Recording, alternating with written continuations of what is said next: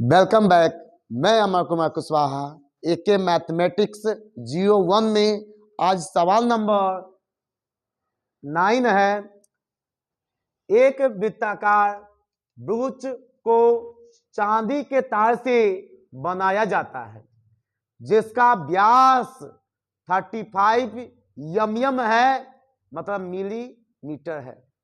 तार को वृत्त के 5 व्यासों को बनाने में भी प्रयुक्त किया गया है जो उसे 10 बराबर त्रिज्यखंडों में विभाजित करता है जैसा कि आकृति में दर्शाया गया है। तो ज्ञात कीजिए। इसीलिए बच्चे इसका फिगर भी हम ड्रा कर दिए हैं। मतलब जो वृत्त बनाया है वह 10 त्रिज्यखंडों में विभाजित हुआ है, वह भी इक्वल भागों में। तो इसमें दो कंडीशन दिया हुआ है, मतलब दो मान ज्ञात करना है। क्या? फर्स्ट नंबर, कुल वांछित चांदी के तार की लंबाई। सेकंड, ब्रूच के प्रत्येक त्रिज्यखंड का क्षेत्रफल। तो बच्चे सबसे पहले हम ध्यान देंगे, फर्स्ट हमको कुल वांछित चांदी के तार की लंबाई। तो हम जानते हैं वृत्त के टोटल लंबाई यानी परिधि कितना होता है, 2πr होता है, हमको मालूम है। लेकिन हमको यहां पर यह भी बताना है कि टोटल मतलब जितना व्यास बना है उसका भी लंबाई हमको ज्ञात करके और उसकी परिधि में जब जोड़ देंगे तो हमारी कुल चांदी के तार की लंबाई ज्ञात हो पाएगी। हम छोटे क्लासों में सीखे हैं बच्चे कि किसी वृत्त के परिधि होता है 2πr होता है।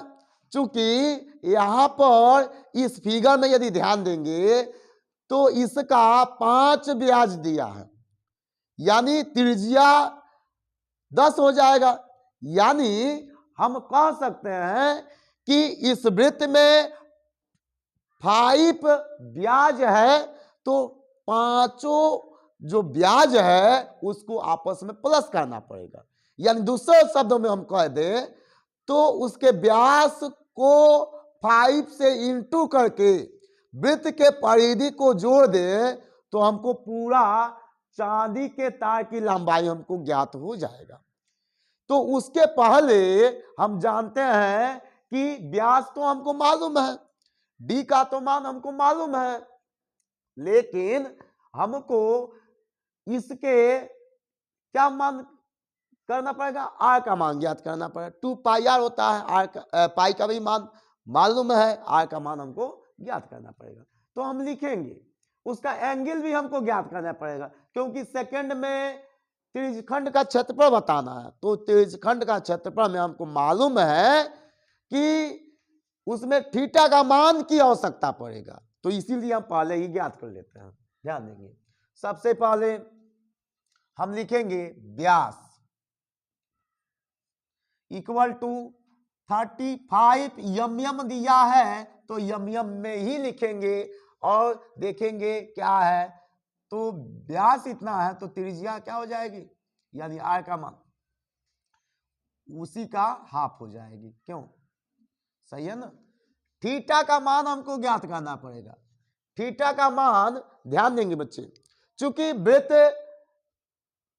कितने खंडों में विभाजित हो गया है तो 5 इसमें क्या है, व्यास है, तो टोटल 10 त्रिज्यखंडों में विभाजित हो गया है। काउंट कर सकते हैं 1 2 3 4 5 6 7 8 9 10, यानी 10 त्रिज्यखंडों में विभाजित हो गया है। तो जो टोटल वृत्त पर कितना एंगल बनता है, 360 बनता है। तो उसमें हम किसका डिवीजन कर देंगे, 10 का। 360 डिग्री बाई में 10, तो दिस इक्वल टू 0 0 आपस में निगलेक्ट कट जाएगा तो हो जाएगा 36 डिग्री, यानी थीटा का मान हो गया। हमको थीटा का मान ज्ञात हो गया, आर का मान ज्ञात हो गया, तो डायरेक्ट हम सवाल करेंगे। तो लिखेंगे इसका फर्स्ट नंबर सॉल्यूशन क्या है, कुल वांछित चांदी के तार की लंबाई लिखेंगे। कुल वांछित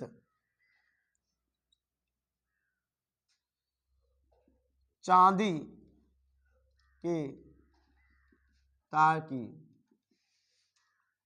लंबाई। अभी बोले हैं व्यास है टोटल कितना 5 है,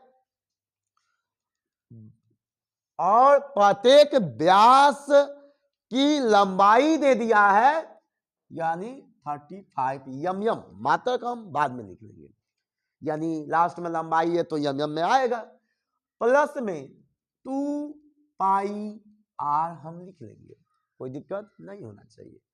जब हम कई सवाल बता चुके हैं, जब पाई का मान दिया रहता था तो 3.14 हम लिख लेते थे, लेकिन नहीं दिया है, चूंकि हमको मालूम है आर का मान कितना हो जाएगा 35/2, तो इसीलिए दशमलव में हम नहीं लिखेंगे, अपने सुविधा के अनुसार हम चेंज कर सकते हैं। 5 का 35 में इंटू करेंगे कितना हो जाएगा, कितना हो जाएगा 175, सही है, प्लस में 2 इंटू पाई में 22/7 इंटू में आर का मतलब यहां पर देखेंगे, आर का मतलब 35/2, 35/2। ध्यान देंगे 2 से 1 बार में 2 से या 1 बार में कट जाएगा, 7 से 1 बार में 7 से 35 5 बार में कट जाएगा। दिस इक्वल टू 175 इंटू में 22 का 5 में इंटू करेंगे कितना हो जाएगा 22 का जब 5 में इंटू करेंगे तो कितना हो जाएगा 110 हो जाएगा, कोई दिक्कत नहीं होना चाहिए। आपस में प्लस कर लेंगे तो दिस इक्वल टू 5 8 और 2, और किस में होगा बच्चे यम में, कोई दिक्कत नहीं होना चाहिए। दिस इज फर्स्ट का राइट आंसर हो गया, सबको समझ में आया। इसी का सेकंड नंबर, इसी का सेकंड नंबर ध्यान देंगे, वृत्त के प्रत्येक त्रिज्यखंड का क्षेत्रफल लिखेंगे क्या, इसी के त्रिज्यखंड का क्षेत्रफल। हम जानते हैं त्रिज्यखंड के क्षेत्रफल क्या होता है, क्षेत्रफल है तो पाई आर स्क्वायर होगा, थीटा बाय में 360 डिग्री इंटू में pi R square, this equal to theta का मान इसीलिए हम ज्ञात कर चुके हैं कितना है 36 डिग्री बाय में 360 डिग्री इंटू में पाई का मान 22/7 इंटू में आर का मतलब 35/2, कितना बार में 2 बार में इंटू करना पड़ेगा, 2 बार में गुणा करना पड़ेगा, दिक्कत कोई दिक्कत नहीं होना चाहिए। यदि ध्यान देंगे तो 36 से 360 10 बार में कट जाएगा, 10 बार में कट गया, ऊपर 1 बार में कट गया, कोई बात नहीं। 2 से दिस इज 2 1 बार में कट जाएगा और यह 11 बार में कट जाएगा। अब फिर से हम ध्यान देंगे तो 7 से दिस इज 1 बार में, 7 से 35 दिस इज 5 बार में, और ध्यान देंगे तो 5 से दिस इज 1 बार में और 5 से 10 दिस इज 2 बार में,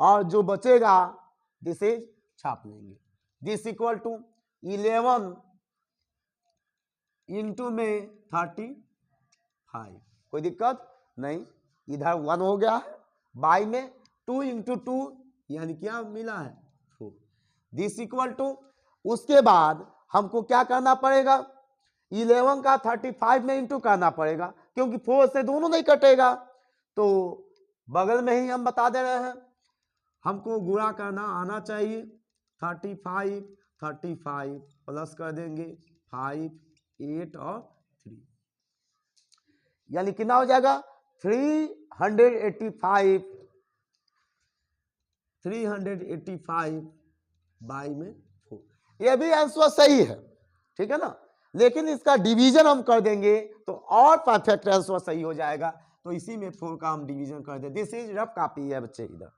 ठीक है ना, तो 4 का कितना बार टेबल पढ़ेंगे तो मालूम है कितना बार, 9 बार में कितना हो जाएगा 36, 2 बचेगा 5 लिख लेंगे। फिर से 6 बार में 24, फिर से 10, फिर से पॉइंट लिखेंगे 2 बार में जाएगा ना, 8 माइनस करेंगे 20, यानी दिस इज 5 बार में 96.25, दिस इज राइट आंसर। लिख लेंगे दिस इक्वल टू 96 पॉइंट में 25 और दिस इज यम का स्क्वायर, यम का स्क्वायर। ये भी आंसर हमारा राइट आंसर सही है, ठीक है ना। ये भी आंसर यदि बुक में लिखा होगा ये भी सही है, इसको आगे स्टेप करेंगे तो ये भी सही है। This is right answer.